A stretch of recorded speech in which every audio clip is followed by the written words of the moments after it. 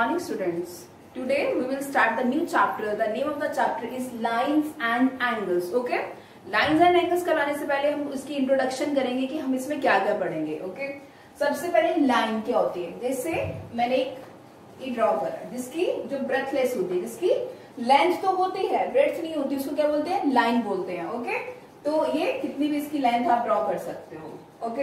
अब इसके बाद इंटरसेक्टिंग लाइंस. इंटरसेक्टिंग लाइन में अगर दो लाइन आपस में कट रही हैं तो उसको क्या बोलेंगे? Intersecting lines. ओके? सीधा नेक्स्ट वन पैरेलल लाइंस. अगर दो लाइंस, देखो अगर ये में दो लाइंस हैं, ठीक है, अब इनके बीच का जो डिस्टेंस है वो क्या है? सेम है. मीन्स अगर इन दोनों के बीच में 1 मीटर है तो यहाँ पे भी कितना होगा? 1 मीटर होगा. ओके? तो डिस्टेंस सेम है अगर दो लाइंस के बीच में, इसको क्या बोलते हैं? Parallel line. तो यहाँ ये भी कह सकते हैं जो पैरेलल लाइंस है वो इंटरसेक्ट नहीं होती, नॉट इंटरसेक्ट ईच अदर. ठीक है, आप यहाँ पे लिख लीजिए parallel lines not intersect each other, not intersect each other. तो ये पैरेलल लाइंस हैं वो आपस में इंटरसेक्ट नहीं होती हैं.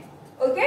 अब ये देखिए, अब उसके बाद ये तो हमने किसकी बात करी है? लाइंस के बारे में पढ़ा है. अब मैं किसकी बात करूंगी? एंगल्स की बात करूंगी. जैसे अगर एक पॉइंट है और उसमें दो लाइंस रेस निकल रही है, एक ये है एक ये है, जो ये एंगल बनेगा उसको ये एंगल, इसको बोलते हैं एंगल. जो एक पॉइंट से एक इस साइड लाइन जा रही है, डाइवर्स करती है दो लाइन से, उसको क्या बोलेंगे? ये एंगल्स होते हैं. अगर एंगल्स कितने टाइप के होते हैं? Acute angles. एक्यूट क्या होते हैं? एक्यूट लेस देन, जो लेस देन क्या होते हैं? 90 डिग्री. ओके? जो 90 से कम होते हैं उसको क्या बोलते हैं? एक्यूट एंगल बोलते हैं. अब राइट एंगल ट्रायंगल क्या होते हैं? वो क्या होता है? 90 डिग्री. जो एंगल 90 डिग्री बनाते हैं, आप करते हो ना राइट एंगल बनाते हो, स्ट्रेट लाइन ये, तो ये क्या होता है? 90 degree. Right angle triangle 90 degree बनाते हैं. ऑब्ट्यूज एंगल क्या होते हैं? ये क्या होता है? More than 90, more than 90 degree and less than 180 degree. ठीक है, 90 से तो ज्यादा होंगे बट 180 डिग्री से कम होगा. ठीक है, अब ये स्ट्रेट लाइन. अब स्ट्रेट लाइन क्या है? अगर मान लो एक पॉइंट है, ठीक है, तो दो लाइंस, ये इस साइड इधर डाइवर्ज कर रही है और एक इधर डाइवर्ज कर रही है. दो लाइंस है डाइवर्ज कर रही है अगर, ठीक है, इस साइड और इस साइड, ये जो एंगल बनेगा तो उसको क्या बोलेंगे? Straight line angle. तो स्ट्रेट लाइन एंगल है वो कितना होता है? हमेशा 180 डिग्री का होता है. ओके? अगर एक पॉइंट लिया और दो लाइंस आपस में इधर, एक इधर को डाइवर्ज कर रही है, एक इधर को डाइवर्ज कर रही है, तो ये जो एंगल है 180 डिग्री का, उसको बोलते हैं स्ट्रेट लाइन एंगल. अब होता है रिफ्लेक्स एंगल. ठीक है, अब रिफ्लेक्स एंगल देखो, ये कह रहे मान लीजिए कोई एंगल ले लिया यहाँ पे, ठीक है, मान लो हमने कोई एंगल ले लिया. अब ये एंगल है, सपोज दैट हमने इसको एक्स ले लिया, हमने इसको क्या लिया? एक्स ले लिया. अब रिफ्लेक्स एंगल, ये जो ये होगा ना, ये रिफ्लेक्स एंगल निकालना अगर आपको, तो आपको पता ही है कि पूरा जो एंगल है, ये रिफ्लेक्स एंगल क्या होता है? More than 180 degree. ये तो मोर देन 180 डिग्री होता है. And less than 360 degree. ठीक है, तो लेस देन कितना होता है? 360 डिग्री होता है. तो ये एंगल कैसे निकालेंगे? रिफ्लेक्स एंगल निकालना है तो ये वाला एंगल 360 माइनस एक्स करेंगे. जो भी अगर एक्स मान लीजिए, अगर हमारे पास यहाँ पे उसने दे दिया 50 दे रखा है, तो 360 माइनस 50, अगर 60 है, जो जितना भी दे रखा है उसमें 360 में से वो एंगल माइनस कर दोगे तो वो क्या आ जाएगा आपके पास? रिफ्लेक्स एंगल आ जाएगा. ठीक है ना? सीधा नेक्स्ट अब होता है कॉम्प्लीमेंट्री एंगल्स. और कॉम्प्लीमेंट्री एंगल्स क्या होता है? अगर दो एंगल्स का सम अगर 90 डिग्री बन जाता है तो उसको बोलते हैं कॉम्प्लीमेंट्री एंगल्स. सपोज दैट यहाँ पे मैं एक को तो ले लेती हूँ 30 डिग्री, ठीक है, और यहाँ पे सपोज दैट ये कितना है? 60 डिग्री है. तो अगर 30 प्लस ये कितना होगा? 60 प्लस 30 दैट इज 90 डिग्री. दो एंगल्स का सम अगर हमारे पास suppose that x plus y है, ठीक है, तो कॉम्प्लीमेंट्री एंगल तभी कहा जाएगा जब इनका सम कितना होगा? 90 डिग्री हो. अगर आपको सपोज दैट आपको एक एंगल गिवन है, अगर एक एंगल गिवन है, y गिवन नहीं है, अगर x आपको गिवन है और y नहीं है, तो आप दूसरा एंगल ऐसे निकाल सकते हो. ठीक है, जैसे मान लीजिए ये 60 था, इसको मैंने x मान लिया. तो ये कितना हो गया आपका, दैट इज ये x प्लस 60 डिग्री और ये कितना हुआ 90 डिग्री। तो मुझे अगर दूसरा एंगल निकालना है तो मुझे सबसे पहले ये जरूर पता होना चाहिए कि कॉम्प्लीमेंट्री एंगल है जो उनका सम कितना होता है 90 डिग्री। अगर ये नहीं पता होगा तो हम क्वेश्चन नहीं निकाल पाएंगे। ये जो न्यू चैप्टर में शुरू करवा रही हूँ लाइन्स एंड एंगल्स, ये जितने भी इंट्रोडक्शन करवा रही हूँ ये बहुत ही ज्यादा यूजफुल है, ठीक है। अब ये देखिए, अब सप्लीमेंट्री एंगल्स क्या होते हैं, सप्लीमेंट्री क्या एंगल होते हैं, दो एंगल्स हैं अगर उनका सम कितना हो जाता है आपके पास 180 डिग्री तो उसको क्या बोले सप्लीमेंट्री एंगल्स। अगर सपोज दैट एक रे है, ओके, तो यहाँ पे जो एंगल है ये 70 डिग्री है और ये कितना हो रहा है आपका 110 डिग्री हो रहा है, ओके। एक 70 है, ये कितना 110 डिग्री है। अब देखिए दोनों का सम कितना है 110 प्लस 70 दैट इज 180 डिग्री। तो इसको सप्लीमेंट्री एंगल्स बोलेंगे।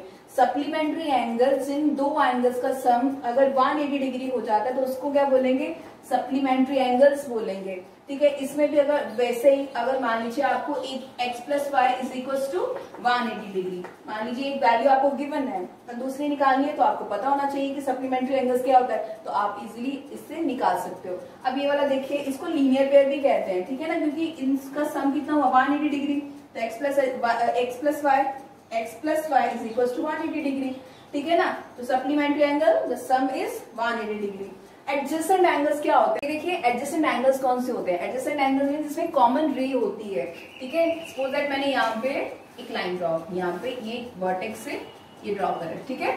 ये x है आपका और ये एक बार इसको थोड़ा सा, ये कितना हुआ ये y है और ये क्या है z, ठीक है। एडजेसेंट मींस उसका पड़ोसी एंगल, ठीक है। एडजेसेंट से इजीली एडजेसेंट एंगल मींस पड़ोसी वाला एंगल। तो ये क्या बोलेंगे यहाँ जो ऐसे कहते हैं जिसमें कॉमन रे हो। तो अगर मैं ये देखिए इसकी x है, इन दोनों में ये कॉमन रे है x और y हो गया। अगर इसमें बात करूं तो ये क्या हुआ y और z हो गया, ठीक है। अगर मैं x और z की बात करती हूँ तो ये एडजेसेंट एंगल्स नहीं होंगे क्योंकि इसमें कॉमन रे नहीं है, ठीक है। फिर से बता रही हूँ एडजेसेंट एंगल्स कौन से होते हैं जिसमें एक कॉमन रे होती है। जैसे इन दोनों में ये y और x में ये एक रे है और इन दोनों में ये यहाँ पे z और y में भी एक कॉमन रे है, तो इसको क्या बोलेंगे एडजेसेंट एंगल्स बोलेंगे, ओके। और अगर z और x की बात करूं तो इसमें कॉमन रे नहीं है तो इसको एडजेसेंट एंगल नहीं बोला जाएगा। अब देखिए linear pair of angles. Linear pair of angles means अगर एक लाइन है, ठीक है, तो इसमें ये दे रखा है, ये आपका x है, ये y है, ये z है, ठीक है। तो ये तीनों एंगल्स का सम लीनियर पेयर मतलब जो 180 डिग्री का एंगल होना चाहिए यहाँ पे। तो पूरे का सम अगर बात करूं तो angle x plus angle y plus angle z is equals to 180 degree. तो इसको बोलेंगे लीनियर पेयर। ये आप अपने इस चैप्टर में पढ़ोगे, ठीक है। अब नेक्स्ट देखिए vertically opposite angle. Vertically opposite angle कौन से होते हैं, अगर दो रेस आपस में इंटरसेक्ट कर रही है, ये दो रेस आपस में इंटरसेक्ट कर रही है तो ये वाला एंगल जो होगा वो इसके इक्वल होगा। मान लीजिए ये A है तो ये भी क्या होगा A होगा। अगर ये B है तो ये भी क्या होगा आपका B होगा। तो उसको बोलेंगे वर्टिकली ऑपोजिट एंगल्स, ठीक है। ये जो भी है ये आपको बहुत यूजफुल है आपके चैप्टर नंबर 6 में, that his lines and angles. अब सी द नेक्स्ट, अब जो सबसे मेन टॉपिक है वो आपका ये है, ओके। अगर दो लाइंस पैरेलल हैं आपस में, जैसे M is parallel to N, ठीक है, दो लाइन है अगर पैरेलल है तो M is parallel to N और L जो है एक जिसको कट कर रही है उसको बोलेंगे transversal. L is transversal line, okay, transversal line, L is transversal line. तो अब आपको क्या बताना है, अब मैंने यहाँ पे कुछ लिखा है कि कॉरेस्पॉन्डिंग एंगल्स कौन से होते हैं, अल्टरनेट इंटीरियर एंगल्स कौन से होते हैं, अल्टरनेट एक्सटीरियर एंगल कौन से होते हैं और को इंटीरियर एंगल कौन से होते हैं। ये आपको बहुत ध्यान से देखना, जब आप अपनी कॉपी में भी करोगे तो ये पहले लिखोगे, then you start the questions. अब सबसे पहले मैंने यहाँ पे नंबरिंग दी है 1 2 3 4 5 6 7 8, ठीक है। अब कॉरेस्पॉन्डिंग एंगल्स क्या कौन से होते हैं, अब देखिए यहाँ पे ये पॉइंट है, यहाँ पे ये दो लाइन है M और L, ये लाइन कट कर रही है आपस में, तो ये वाला एंगल बट सेम डायरेक्शन में, आपको सेम डायरेक्शन में देखना, ये नहीं ऑपोजिट डायरेक्शन में देख लिया, सेम डायरेक्शन में। एक पॉइंट यहाँ पे कट करा है, दैट इज यहाँ पे क्या है एंगल 2 है, ठीक है। और यहाँ पे क्या है एंगल 6, एक एंगल 2 और एंगल 6, यहाँ पे कितना आएगा एंगल 2 एंड एंगल 6, ओके। और यहाँ पे कितना आ जाएगा फिर सेम इधर ही एंगल 1 एंड एंगल 5, यहाँ पे लिख दीजिए एंगल 1 एंड एंगल 5, ठीक है। और एंगल 4, ये जो एंगल 4 और एंगल, ये एंगल पहले एंगल 2 था और एंगल 6 था, और एंगल 4 और एंगल 8, यहाँ पे लिख दीजिए एंगल 4 एंड एंगल 8, देखो सेम डायरेक्शन में लेना है। वैसे ही एंगल 3 और angle 7, angle 3 and angle 7, okay. अब जब भी दो लाइन पैरेलल है, ये याद रखना है कि जब दो लाइन पैरेलल है तो कॉरेस्पॉन्डिंग एंगल्स क्या होंगे, इक्वल हो जाते हैं। सिर्फ कब, जब लाइन पैरेलल है। तो मैंने बोला है कि एम और पैरेलल है तो आप ऐसे लिख सकते हो, angle 2 is equal to angle 6, angle 1 is equal to angle 5, angle 4 is equal to angle 8 and angle 3 is equal to angle 7। फिर से बता रही हूँ, उसी केस में लिखना है जब लाइंस उसने ये गिवन दे रखा है, लाइन क्या है, पैरेलल है, ठीक है। तो मैंने लिखा है कि m is parallel to n, तो ये इक्वल होगा। अब मैं बात करती हूँ ऑल्टरनेट एंटीरियर एंगल्स की, ठीक है। अब आपको देखो इजी तरीका बता दी कॉरेस्पॉन्डिंग एंगल्स का। देखो ये बाहर की तरफ है, ये अंदर की तरफ है, मैंने ले लिया। अब ये अंदर है, ये बाहर है, इस हिसाब से भी आपको मतलब कैसे भी सोच समझ के आप कॉरेस्पॉन्डिंग एंगल्स के बारे में याद रखिएगा। अब ऑल्टरनेट एंटीरियर एंगल, मैं कैसे याद रखती हूँ alternate anterior angle, anterior means अंदर को। मैं ऑल्टरनेट एंटीरियर मतलब मैं सिर्फ ऐसे बच्चों को बताती हूँ कि जेड शेप के, आपको देखिए जेड शेप बननी चाहिए ऑल्टरनेट एंटीरियर, चाहे वो जेड शेप ऐसे हो यहाँ, चाहे वो जेड शेप ऐसे हो, ठीक है। तो जेड शेप के जो भी एंगल बनते हैं उसको बोलते हैं ऑल्टरनेट इंटीरियर एंगल्स। अब देखते हैं जेड शेप बन रही है क्या।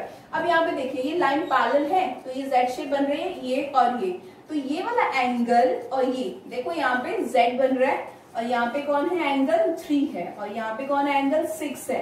तो एंगल 3 और एंगल 6 जो होंगे वो ऑल्टरनेट इंटीरियर, इंटीरियर मीन्स अंदर को। तो यहाँ पे लिख दीजिए angle 3 is equal to angle 6। फिर से बता रही हूँ ऑल्टरनेट इंटीरियर एंगल भी तभी इक्वल होंगे जब आपकी लाइन क्या होंगी, पैरेलल होंगी, ठीक है। देखो जेड शेप ऐसे बन रही थी, एंगल 3 और एंगल 6। अब मैंने क्या बोला, जेड चाहे शेप ऐसे बने चाहे जेड शेप ऐसे बने, तो अगर यहाँ पे एंगल दे रखा है, यहाँ पे अगर मैं अब ऐसे देखती हूँ एंगल जेड, तो एंगल 4 एंगल 5, एंगल 4 और एंगल 5 ये भी दोनों क्या होंगे, इक्वल होंगे। तो यहाँ पे लिख दीजिए angle 4 is equal to angle 5। Interior means अंदर वाले एंगल। अब alternate exterior angles, exterior means बाहर को। अब ये देखिए ये जेड शेप बन रही है, ठीक है। तो एंगल 1 और एंगल 8 बाहर को है जेड के, तो यहाँ पे लिख दीजिए angle 1 is equal to angle 8। और वैसे अब यहाँ पे भी जेड बन रहा है, ठीक है। तो एंगल 2 और angle 7, angle 2 is equal to angle 7 होगा। इसको बोलते हैं ऑल्टरनेट एक्सटीरियर एंगल्स। अब वो बात करते हैं को इंटीरियर एंगल, जिसको कॉन्सिक्यूटिव एंगल्स भी कहा जाता है। को इंटीरियर एंगल क्या होता है, अब सेम साइड ऑफ ट्रांसवर्सल देखना, जैसे ये दो लाइन है, ये पैरेलल है, ये जो एंगल होगा, चलो इसकी बात कर लेते हैं पहले। एंगल 3 और एंगल 5, एंगल 3 प्लस एंगल 5, इनका सम कितना होना चाहिए, 180 डिग्री। कब, जब लाइन पैरेलल है। अब वैसे ही सेम साइड ऑफ ट्रांसवर्सल था, और इधर भी, इधर कौन से एंगल आ रहे हैं, एंगल 4 और एंगल दैट इज एंगल 4 और एंगल 6, इनका भी सम कितना होना चाहिए, 180 डिग्री, ठीक है। तो इसको बोलते हैं को इंटीरियर एंगल्स। ये तो आपकी खत्म होती है इंट्रोडक्शन चैप्टर नंबर 6 की। इसके जो क्वेश्चंस है वो हम नेक्स्ट वीडियो में करेंगे, और जो भी मैंने इंट्रोडक्शन में करवाया है ये सब आपको अपनी कॉपी में लिखना है। Okay, thank you.